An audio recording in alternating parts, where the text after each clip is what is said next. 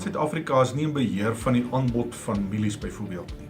En daarom is dit vir ons baie belangrik om eerder te kyk wat kan ons doen om boere te help om selfs teen uitvoerpariteit winsgewend te wees. Want as ons 'n goeie klimaatsomstandighede het, dan het ons gewoonlik 'n surplus en dit lei dat pryse na uitvoerpariteit toe neig.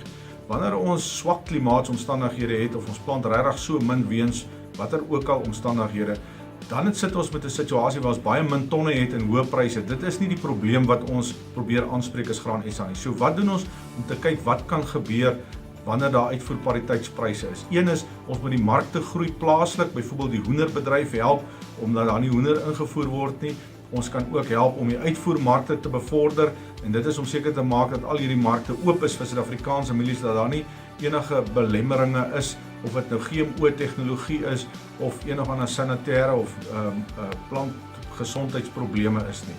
Die ander ding wat ons kan doen is om seker te maak as goeie inligting, markinligting op 'n tydige basis en ook navorsing doen om jou opbrengs te verhoog, om jou koste af te vat en om namens boere met insetverskaffers te onderhandel. Laastens probeer ons ook om die beleidsomgewing so vriendelik as moontlik te kry, alhoewel dit baie moeilik is, en om seker te maak al ons infrastruktuur is in 'n toestand om die uitvoere te help.